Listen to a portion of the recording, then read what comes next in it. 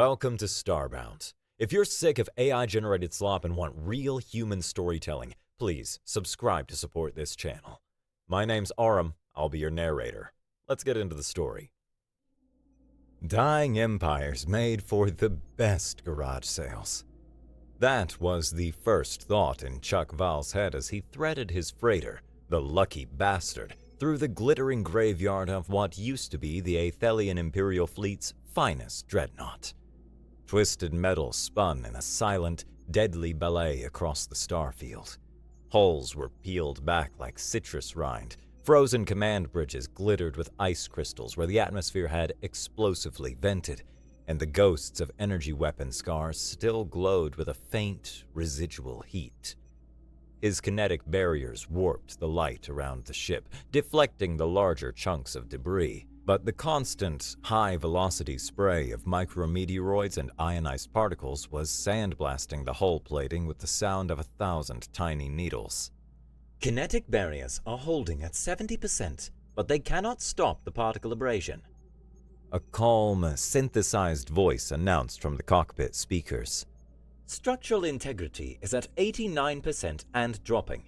This reminds me of the flawed Terran business model of loss leaders, which historically led to a 93% failure rate for startup companies attempting to penetrate established markets. Relax, Lucky, Chuck said, his hands moving on the controls to nudge the ship around a particularly large piece of armor plating that tumbled end over end. A few scratches builds character.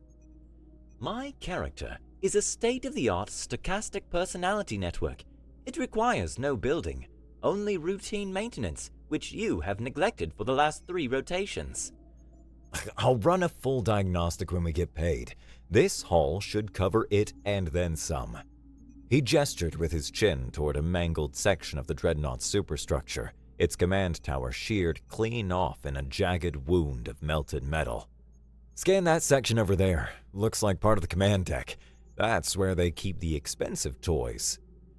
Scanning, Lucky replied with the audible equivalent of an eye roll. The ship's external sensors painted a wireframe model on the main screen, highlighting points of interest. Detecting trace life signs. Faint. Athelian. Chuck's hands froze on the controls. Survivor? No way. That thing blew apart hours ago. The lifeboats would be long gone. My senses are rarely mistaken, unlike my pilot's sense of self-preservation. Furthermore, incoming energy signatures match an Athelian patrol squadron. Estimated time of arrival, 12 minutes. 12 minutes? Chuck's initial caution evaporated, replaced by the familiar, reckless thrill of a calculated risk. The promise of high-grade salvage was now mixed with a potent dose of morbid curiosity. Plenty of time for a little humanitarian rescue. And by humanitarian rescue, I mean looting. I have already logged your highly predictable and morally questionable intentions, Lucky said. Docking clamps engaged. Please try not to get us killed. When have I ever gotten us killed? Chuck asked, grabbing his helmet from its rack and sealing it with a satisfying hiss of compressed air. Statistically, it is only a matter of time. The inside of the wrecked command deck was a cathedral of destruction. Emergency lights flickered, casting long, dancing shadows across twisted bulkheads and the floating bodies of Athelian officers, their silver and black uniforms stark against the carnage. The air, thin and cold, was thick with the scent of superheated polymers and ionized metal. The only sound was the deep groan of stressed metal settling in the cold and the heavy thud of Chuck's magnetic boots on the deck plating. He swept his flashlight across the carnage, the beam illuminating a scene of calculated violence. Plasma scoring was concentrated on consoles and command chairs. This was no random battle. It was a surgical assassination designed to decapitate the fleet's command structure in a single, brutal stroke. Anything good, Lucky? He muttered into his comm, his voice a low hum inside his helmet. Several intact data terminals, encrypted with Athelian military-grade ciphers. Breaking them would be trivial for me, but time-consuming for you.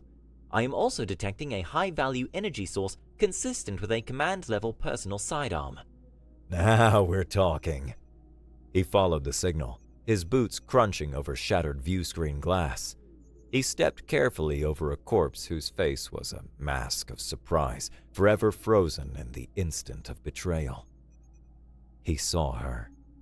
She was slumped against the shattered command console, her black armor cracked like porcelain. A wicked piece of shrapnel was embedded in her side, a pool of dark, viscous violet spreading slowly across the deck in the low gravity. Her helmet was gone, revealing a face of sharp, aristocratic beauty. High cheekbones, a strong jaw, and raven black hair plastered to her forehead with sweat and blood. Her gloved hand was inching, millimeter by millimeter, toward a plasma pistol just out of reach. He also noted a sleek vibroblade strapped to her boot, its hilt worn smooth from countless hours of practice. A professional's weapon. Stunning. Absolutely, breathtakingly, get you killed gorgeous. Chuck froze. Every instinct screamed at him. The smart move was to grab the pistol, the knife, and leave. A live Athelian, especially an officer from the looks of her uniform's cut, was more trouble than a whole cargo bay of stolen tech. She was the enemy, part of the Imperial machine that made his life as a freighter captain a constant game of cat and mouse. "Patrol is now 9 minutes out." Lucky's voice chirped in his ear, devoid of emotion. "I suggest prioritizing self-interest over your latent hero complex, which has a historical success rate of approximately 41% in similar narrative scenarios." He looked at her, at the fierce, stubborn spark in her eyes that refused to be extinguished even as her life bled out onto the deck. He saw the way her jaw was clenched against the pain, the sheer willpower keeping her conscious. He'd seen that look before in the mirror on his worst days. Damn it, Chuck sighed. The universe had a sick sense of humor. He holstered his own weapon and knelt beside her. Her eyes, a startling shade of deep amethyst, tracked him, narrowed with a potent mixture of suspicion and hate. "Easy there, soldier," he said, his voice tinny through the helmet speaker. "Looks like you've had a bad day." She didn't respond, her gaze unwavering. He reached for the shrapnel, and her hand twitched, a clear warning. "Look," he said, holding his hands up in a placating gesture. "I can leave you here to become ship decor, or you can let me pull this thing out so you don't bleed out before your friends get here. Your call." For a long moment, she just stared, the faint flicker of the emergency lights reflecting in her deep violet eyes. He could see the calculation happening, the lifetime of military discipline warring with the basic animal instinct to survive. Then, a short, imperceptible nod. "All right, this is gonna hurt like a motherfucker." He gripped the jagged metal and pulled. A choked gasp escaped her lips, her body arching in agony, but she didn't scream. He pressed a wad of medical sealant from his belt against the wound. It was a temporary fix at best. "Chuck?" Lucky said, an uncharacteristic edge in its synthesized voice. "Patrol is 6 minutes out. We are out of time." Chuck looked from the bleeding Athelian to the exit. He could still make it. Richer, safer. He could be halfway across the sector before the patrol even realized what he'd taken. Son of a bitch, he muttered, scooping her up into his arms. She was lighter than he expected, but dense, all coiled muscle under the shattered armor. Her hand lolled against his chest, the plasma pistol on the floor and the blade on her boot forgotten in the adrenaline-fueled rush to escape. As he carried her back toward the airlock, she stirred, her lips moving silently. He leaned his helmet closer to hear. "Traitor," she whispered, a single word filled with venom, before finally succumbing to the darkness. You and me both, lady, Chuck grunted, hauling her through the airlock of the lucky bastard. Back aboard his ship, the situation went from bad to worse. The Athelian was dying on his medbay cot. The ship's diagnostic scanner, which he'd jury-rigged from 3 different manufacturers' parts, was flashing a dozen angry red warnings. Her cellular structure is degrading, Lucky announced from the medbay speaker. Athelian physiology is highly regulated. The trauma has caused a cascading systemic failure. Her cobalt-based blood is incompatible with our iron-based medical supplies. Incompatible? What does that even mean? Chuck demanded, ripping open his primary medkit. It means your collagens would induce catastrophic cellular agglutination. In layman's terms, if you use that kit on her, you will kill her faster. Chuck stared at the woman on the cot. Her skin, a pale moon-white color, was taking on a grayish tint. Her breathing was shallow. He'd dragged her all the way here just to watch her die. That didn't sit right. He paced the small medbay, his magnetic boots clanking on the deck. His eyes landed on a sealed military-grade case tucked away in the back, something he'd lifted from a derelict explorer vessel years ago. An emergency deep space survival kit. He ripped it open. Inside, nestled in foam, was a single auto-injector filled with a fluid that swirled with captured light, a miniature galaxy in a vial. Universal Cellular Repair Nanites, Chuck read from the label. Autonomous programming. Caution, requires significant bioelectric energy to initialize when interfacing with unknown biology. We do not have an Athelian-compatible power source for that kind of initialization, Lucky pointed out, its tone suggesting the matter was closed.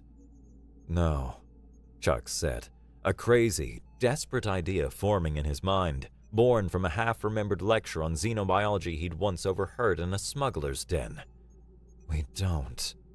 He looked from the vial to his own arm. What happens when you mix cobalt and iron at a molecular level? A violent exothermic reaction. A biological bomb. But what if you could harness that bomb? What if you could use the fire to forge a key? Chuck, your logic is fundamentally flawed, Lucky stated. Introducing your blood into her system will be a catastrophic poison. I know, Chuck said, grabbing a sterile syringe. I'm not trying to treat her. I'm trying to give the nanites a jump start, a lightning strike to get the engine running. He pushed up his sleeve, found a vein, and drew a syringe full of his own bright red blood. He didn't approach her IV line. Instead, with a surgeon's care he didn't know he possessed, he carefully injected his blood directly into the nanite auto-injector's vial. The silver fluid roiled, swirling with the crimson, turning a turbulent, stormy gray. He was priming the charge. He pressed the injector to the Athelian's neck and fired the cocktail into her system. For a second, nothing happened. Then her body seized, arching off the cot in a violent convulsion that made the metal frame groan. Alarms shrieked from the medical monitor, a dozen flatlines suddenly spiking into jagged, chaotic peaks. A faint shimmer of heat radiated from her skin, the air above her distorting. Her core temperature is spiking. The reaction is out of control. Hold on! Chuck yelled, more to himself than the AI, his hands hovering uselessly over her.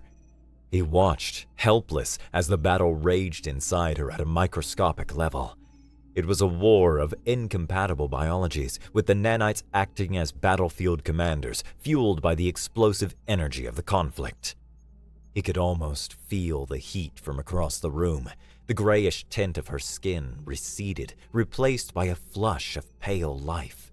The jagged edges of the wound knitted together, the bleeding slowing to a sluggish ooze. Her breathing deepened, catching in a ragged hitch before evening out. The alarms on the monitor quieted, their frantic beeping replaced by a slow, steady pulse. It was the stupidest, most dangerous thing he'd ever done, and it had worked. The gash on her side was still open, though. He grabbed a roll of industrial-grade sealant tape from his toolkit. It was designed to patch hole breaches in a vacuum. It would have to do. He tore off a strip and pressed it firmly over the wound. It looked absurd, a crude patch on her otherwise perfect porcelain skin. Patrol is entering the debris field, Lucky warned. They are hailing us. Don't answer! Get us out of here now! Chuck yelled, sprinting for the cockpit. And find the quietest, darkest hole in this sector to hide in. Plotting a course for unwise decisions and future regrets, Lucky replied dryly. Engaging jump drive. The ship lurched, and the starfield dissolved into a smear of psychedelic light. She woke up with the speed and silence of a predator. One moment, Chuck was slumped in the pilot's chair, nursing a mug of lukewarm synth coffee, the exhaustion of the last few hours finally setting in. The next, a cold, sharp pressure was against his throat. A vibroblade, humming with deadly energy, was pressed just firmly enough to make its point. The knife from her boot. He'd been a damn fool. "Who are you?" she asked. Her voice was a low, melodic contralto, holding all the warmth of deep space. "Guy who just saved your life," Chuck said, trying to sound casual as his heart hammered against his ribs. "Name's Chuck Val. You can thank me later, preferably after you move the pointy thing away from my carotid artery." "You are a human scavenger, a bottom feeder." "I do happen to like bottoms," he quipped. "Now, about that knife." She ignored him, his pathetic joke apparently going over her head. "I am Commander Fiona Vendetta of the Athelian Imperial Fleet, commanding officer of the dreadnought Vindicator," she announced, her voice dripping with ice. "And you, Chuck Val, are my prisoner." The name landed in his gut with the weight of a dropped anvil. Commander Fiona Vendetta. The Iron Vendetta. He'd heard the name whispered in terrified tones in every port on the fringe. The architect of the Athelian blockade that had been systematically trying to ruin his life for years. Before he could formulate a suitably sarcastic reply, Lucky's voice cut through the tension. "Warning. Athelian warship dropping out of hyperspace. It is the Retribution. They are hailing us." Fiona's eyes widened, a flicker of something other than cold fury in their depths. "The Retribution? That's Godwin's ship." "Who's Godwin?" "My second in command," she snarled, and the pieces clicked into place with a sickening clarity. "Looks like your boy is here to finish the job," Chuck said. "And we're the only loose end." The blade at his throat vanished.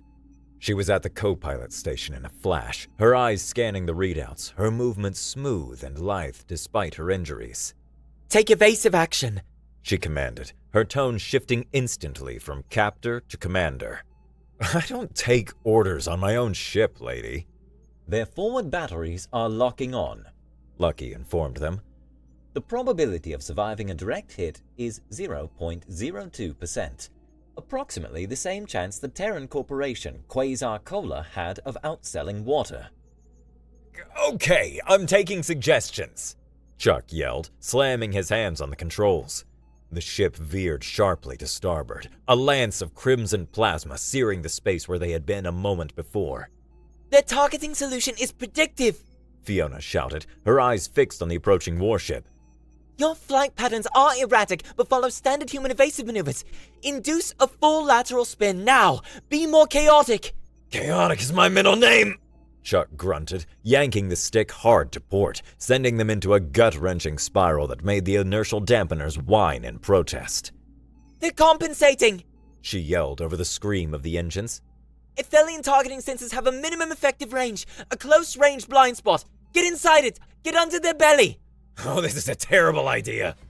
Probability of survival if we do not, 0.01%.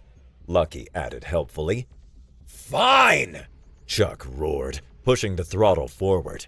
The lucky bastards screamed toward the Athelian warship, a gnat charging a leviathan. Plasma fire bloomed all around them, close enough to make the hull plating groan. He saw the opening she was talking about, a sliver of space beneath the massive forward cannons where the targeting arcs couldn't converge.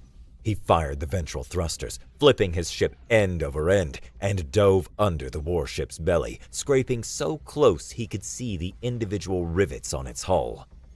Jump drive is charged, Lucky announced, its voice as calm as ever. Do it! Chuck and Fiona yelled in unison. The stars outside bled into streaks of light once more. The silence in the cockpit was heavier than a neutron star. They were safe, for the moment, drifting in an uncharted nebula whose swirling gases painted the viewport in hues of magenta and gold. Okay, Chuck said, breaking the quiet as he ran a shaky hand through his hair. New ground rules. Fiona turned to face him, her amethyst eyes cold and assessing. There are no rules. You are a human criminal. I am an Athelian commander. Yeah, well, right now we're two enemies on the same most wanted list. Chuck shot back, getting to his feet. So, here's the deal. You know I'm a smuggler. If your people catch me, I get spaced. Slowly. He took a step closer, crowding her space. But I know you're alive. I know your own second-in-command is hunting you. If you report me, you report yourself. Guardman will paint you as a traitor who fled with a human terrorist. Your precious honor will be dust. The war behind her eyes was visible, a tangible force. Her rigid Athelian sense of duty was locked in a death grip with the cold, hard logic of survival. Her jaw was a tight line, her knuckles white where she gripped the edge of the console. We have reached a state of mutually assured destruction, she said, her voice tight. a stalemate. Exactly. Chuck grinned, feeling a sliver of control return. My favorite kind of negotiation. A statistical analysis of your current heart rate indicates a 68% probability of one of you murdering the other within the next operational rotation. Lucky chimed in. I would advise against it. The cockpit is difficult to clean. Fiona let out a frustrated hiss, a sound like tearing silk. What do you want, human? I want to know who Guardwin is working with. This smells bigger than a simple mutiny. You help me figure that out, and I help you get somewhere safe so you can plan your glorious, vengeful comeback. Then we go our separate ways. And why should I trust you? Because you have no one else, Chuck said simply. And because right now, I'm the only one who knows you're not a monster. She flinched, a barely perceptible reaction, but he saw it. I am a soldier of the Athelian Empire. Yeah, I've heard the stories. The Iron Vendetta. Ruthless, Chuck said, his voice softening slightly. But I also saw you trying to make one last stand on a dead ship when you could have just given up. Whatever else you are, you're not a coward. She stared at him, her expression unreadable. A flicker of vulnerability crossed her features before being ruthlessly extinguished by years of command discipline. We need information, she said, her voice all business again. Godwin is ambitious, but not creative. He would have used a neutral location to coordinate his conspiracy. Chuck's grin returned, wide and predatory. A neutral, untraceable location, full of spies, info-brokers, and scum? I know just the place. Port Nowhere was a hollowed-out asteroid city, a nexus of illegal trade bathed in the perpetual twilight of holographic advertisements and flickering neon signs. The air in the central cantina, the glitch, was a thick soup of smells. The chemical tang from a faulty sign, the sweet rot of spilled alien liquor, and the sharp, spicy scent from a vendor's grill frying something with too many legs. "This is your solution?" Fiona asked, her voice a low murmur. She wore a hooded cloak but moved with a military stiffness that screamed off-worlder. "This den of filth." Hey, one man's den of filth is another man's networking event, Chuck replied, guiding her to a booth in the back, away from the main thoroughfare. The table was sticky with rings from previous drinks. My contact is an info broker named Glix. Looks like a melted candle, morals of a starving shark. Perfect. Just try to act casual. Define casual. Yeah, don't stand like you're about to order a firing squad. Loosen up. She attempted a smile. It looked more like she was baring her teeth before a kill. Okay, maybe just try to blend, Chuck amended. Trouble found them instantly. A massive, heavily augmented bounty hunter named Hask blocked their path, his cybernetic arms whirring softly as they calibrated. Chuck Val, he boomed, his voice a gravelly rumble that cut through the cantina's din. You've got a hell of a price on your head. Hask! Good to see you, you big lug. I'm going to enjoy this. He lunged. Chuck kicked the table up. It slammed into the bounty hunter's chest with a crack of synthwood. The bar exploded into a whirlwind of motion. Thugs and opportunists surged forward, drawn by the premise of blood or credits. Chuck fought dirty, a chaotic brawler using anything he could grab. A bottle, a chair, a protesting alien patron. Then Fiona moved. A thug came at her with a knife. She sidestepped, a fluid, easy motion. Her hand shot out, a rigid spear-like strike to a nerve cluster at the base of his neck.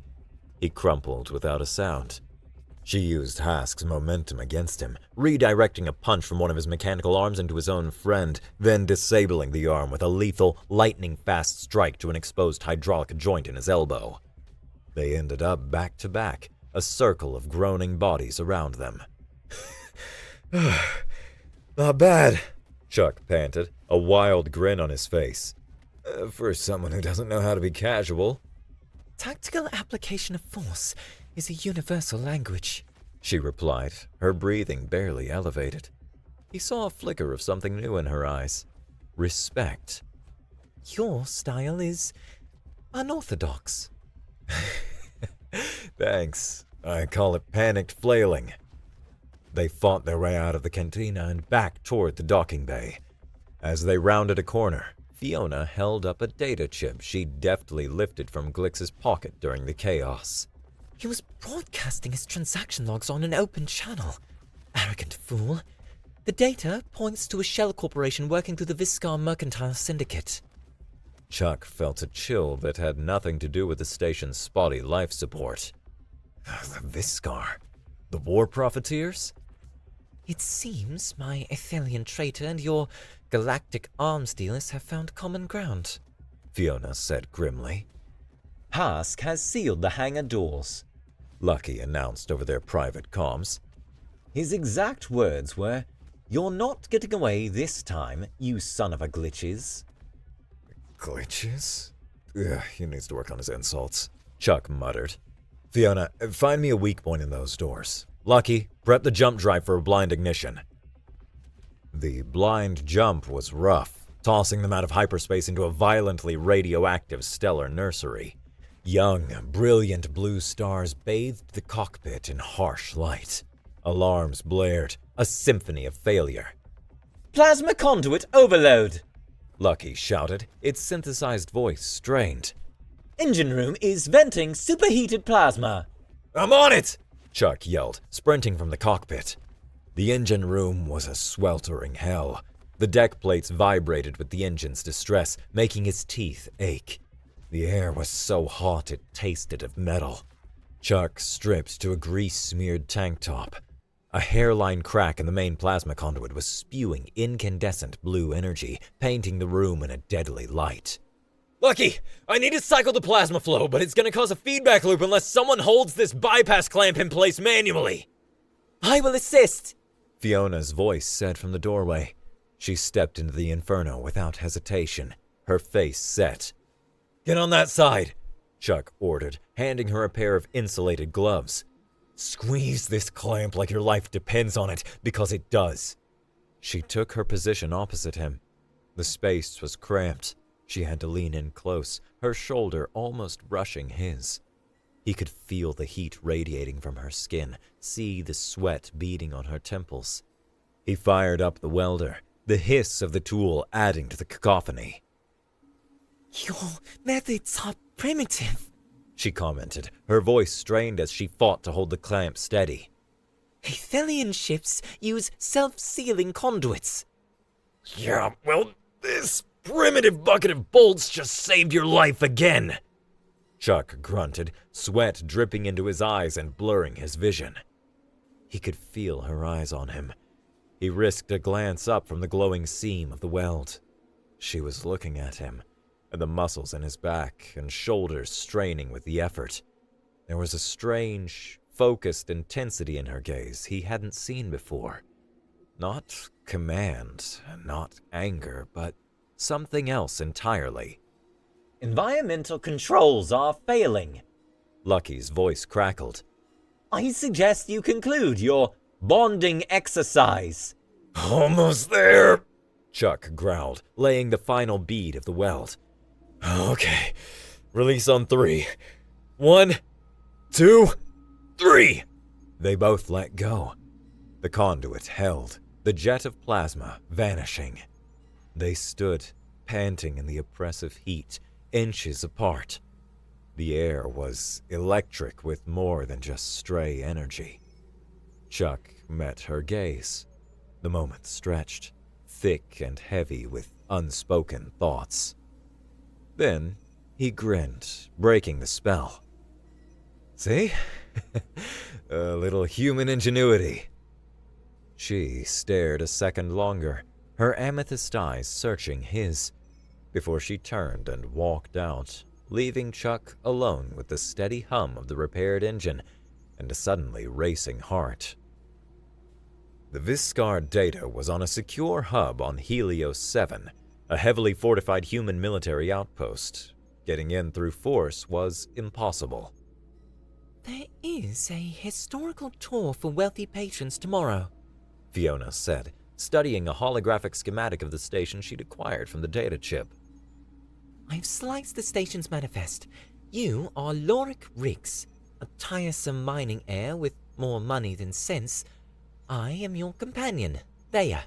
We are a couple. Couple? Chuck raised an eyebrow. Your human tendency for pointless bickering will provide excellent cover, she stated flatly.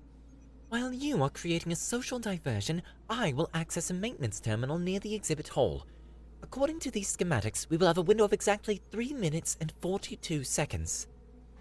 The next day, Chuck found himself in a ridiculously expensive suit, an arm draped around Fiona, who was stunning in a simple but elegant black dress that did little to hide the warrior's physique beneath.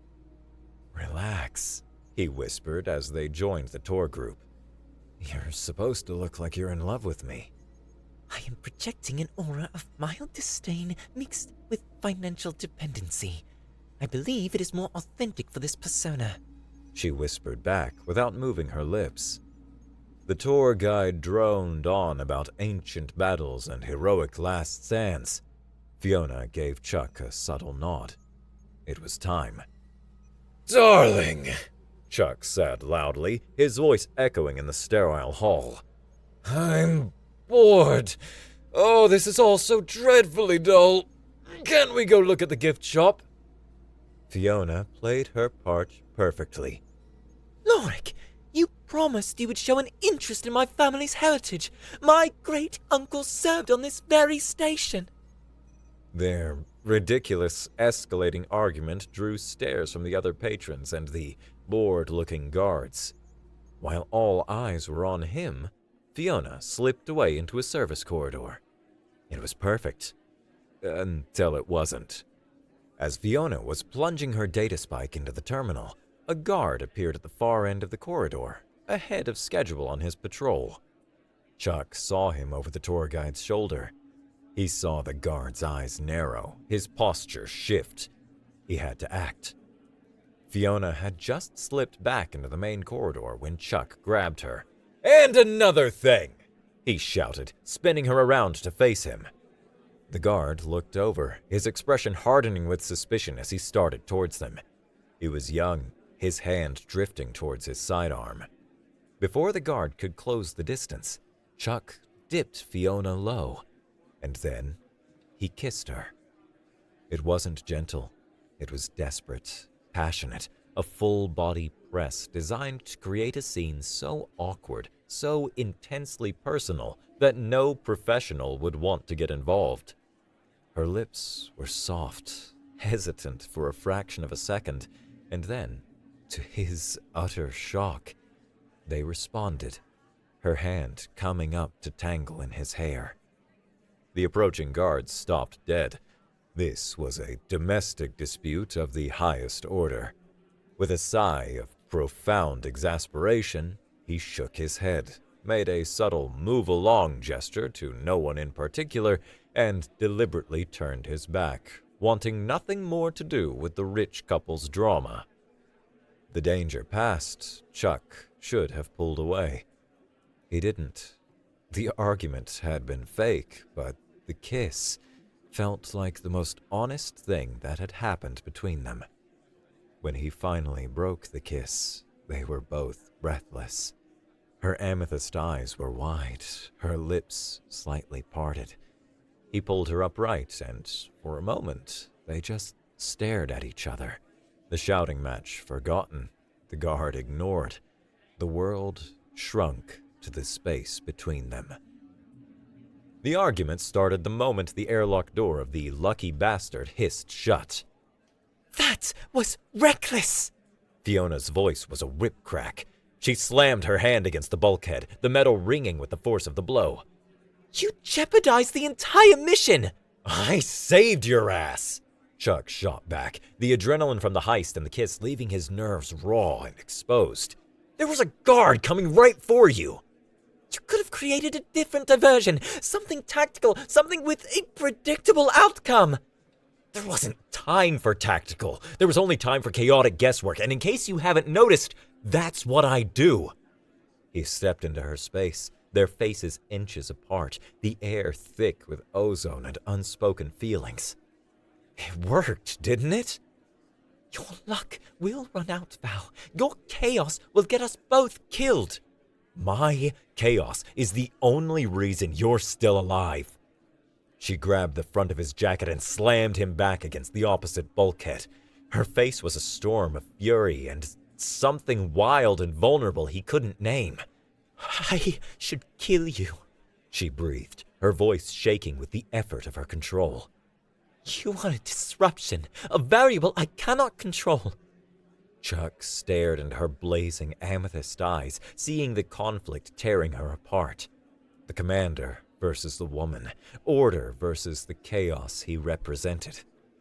Then do it, he breathed back, his voice low and steady. Her lips trembled, her grip tightened. And then she kissed him. It was a collision, angry and hungry, a desperate, passionate clash of teeth and tongues.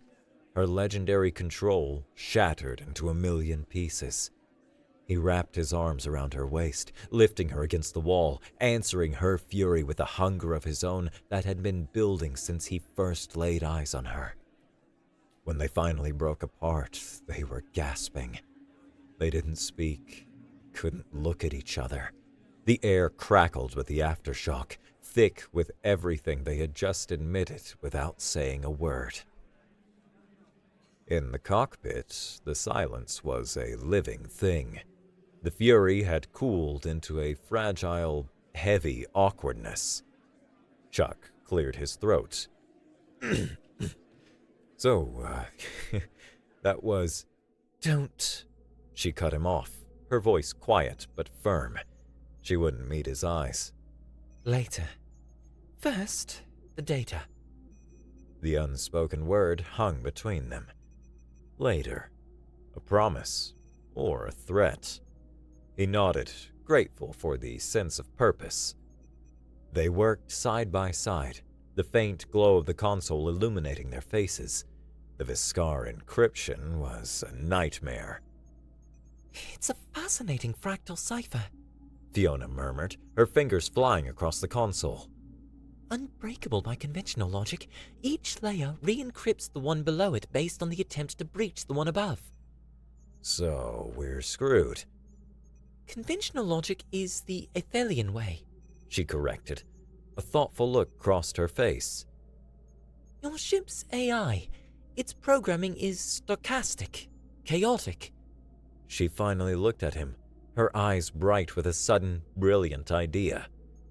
Athelian security would never anticipate, well, you. It was the most absurdly unscientific thing Chuck had ever heard. It was perfect. "Lucky," Chuck said, leaning back in his chair. "You heard the lady. Give it a shot." Analyzing. The AI replied. This encryption is a symphony of mathematical perfection. Breaking it would be like adding a happy face to a somber masterpiece of Terran art, a crude defacement of elegant structure. Can you do it or not? I can be persuaded to rearrange the notes. For the next hour, they watched as Lucky assaulted the cipher with pure, weaponized chaos.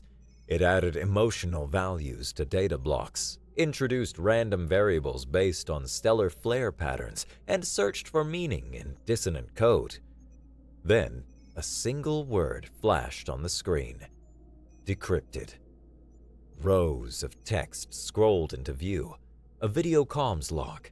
Guardwin Magnus's face appeared, opposite a gaunt Viscar with slender, multi-jointed limbs and skin like polished obsidian. They laid out the entire plan. False flag attacks on neutral colonies, the destruction of the Vindicator to create a martyr, all to push the galaxy into a full-scale war from which the Viscar would profit immensely. Billions would die. Fiona stared at the screen, her face pale. We have to stop him. Chuck looked at her, at the fire of righteous fury that had replaced the shock in her eyes. "Yeah," he said, placing his hand over hers on the console. "We do." "We can't just leak the data," Chuck argued, pacing the small cockpit. "Guardwin will brand it as human propaganda. The Viscar will deny everything and bury it under a mountain of credits and lawyers." You are correct, Fiona agreed. She turned from the viewport, her expression a mixture of grim purpose and terrifying excitement. Therefore, we cannot allow them the opportunity to discredit it. Godwin is scheduled to make a formal address to the entire Imperial fleet in 2 days. He will do it from the fleet's command and control dreadnought, the voice of the Empire. Chuck felt a cold dread mix with a surge of adrenaline. No, absolutely not. We will infiltrate the dreadnought, She continued as if he hadn't spoken. We'll fight our way to the central communication hub, and during his live address, we will hijack the broadcast and play his treachery for the entire fleet to see. Chuck stared at her. That's not a plan. That is a suicide note with diagrams. It is the only way to ensure the truth is seen by everyone, simultaneously. He ran a hand through his hair. The plan was insane.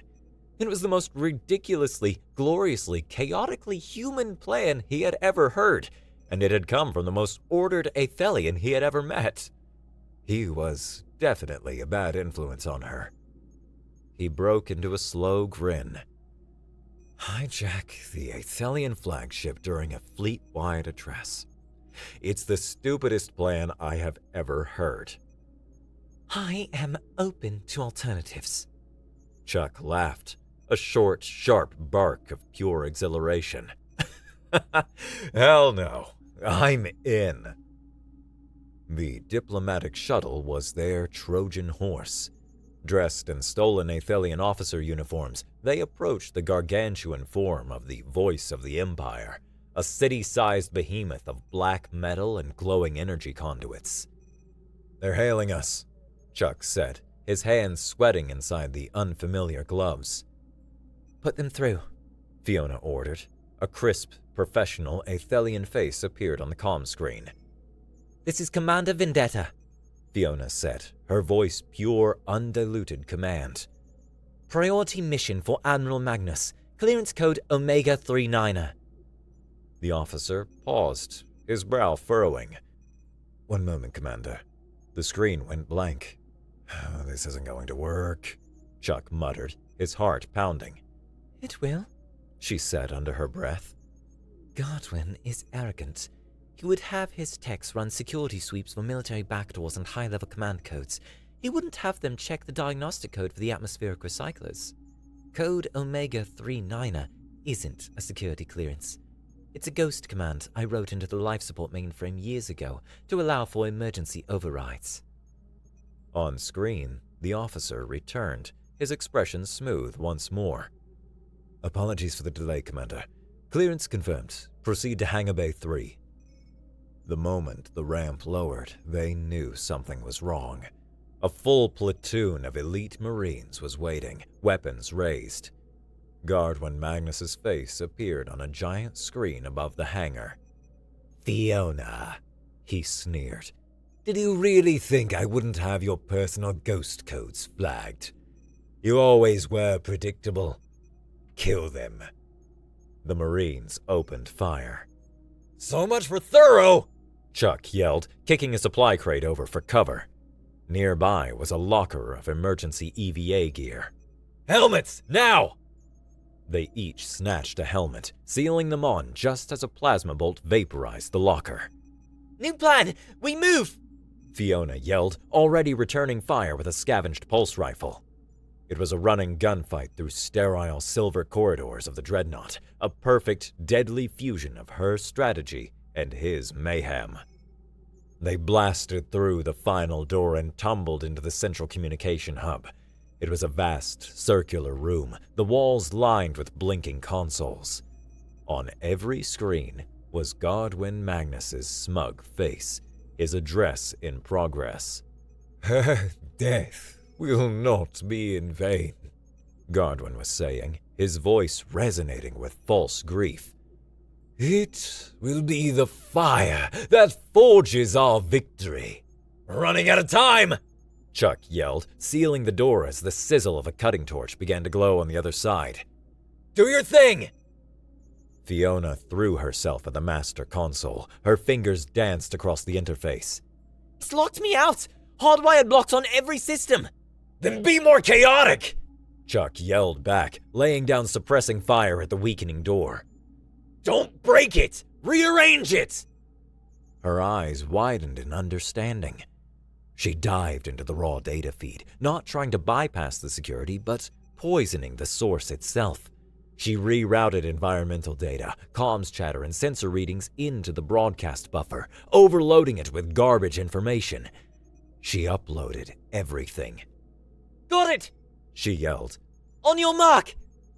The cutting torch sliced through the final section of the door. "Now, Fiona! Light it up!" Chuck roared. He opened fire as the door blew inward. At the same moment, Fiona slammed her fist down on the console. On every screen in the fleet, Godwin's triumphant image flickered, stuttered, and was replaced by his own calm voice discussing casualty projections with a multi-limbed Viscar.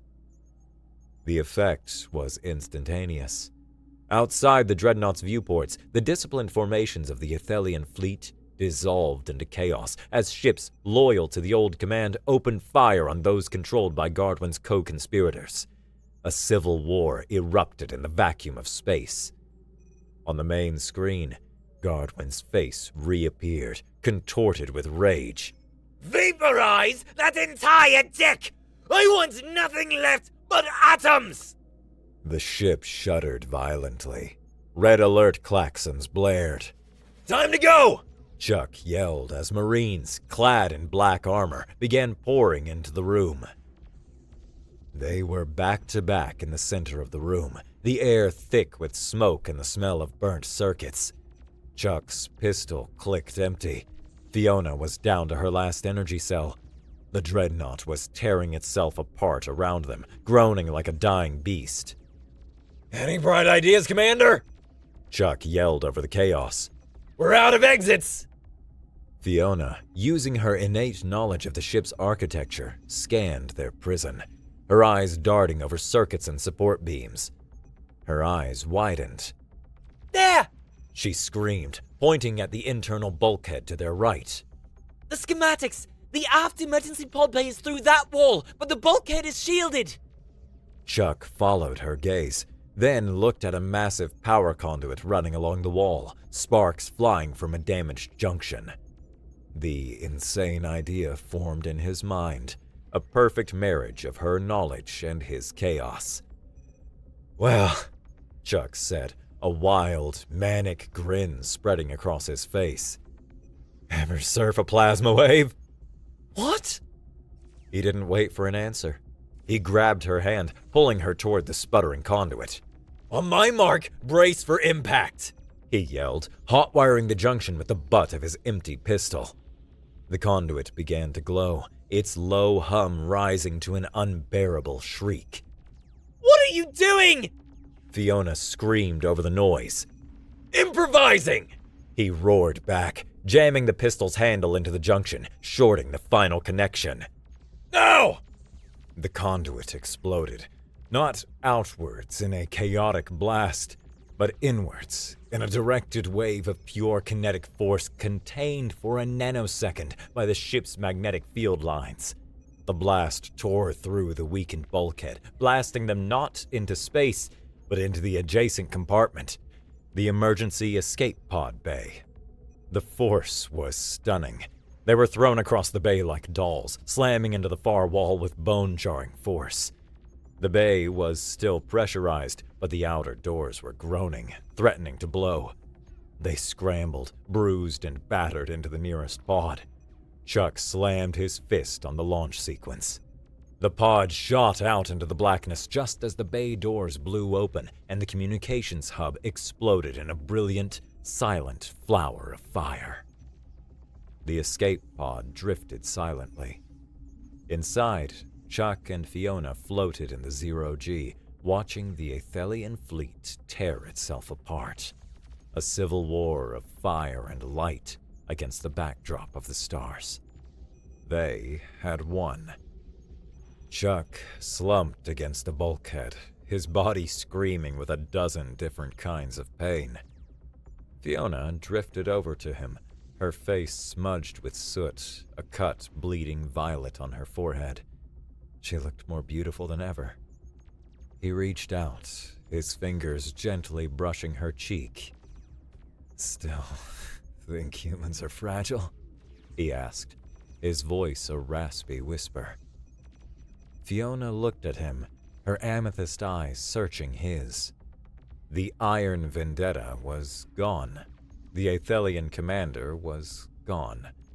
All that was left was the woman he had pulled from a wreck, the woman who had fought beside him, the woman who had kissed him like he was her last chance at life.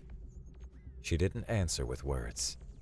She leaned in, closing the small distance between them, and pulled him into a deep, possessive kiss. A promise, a beginning.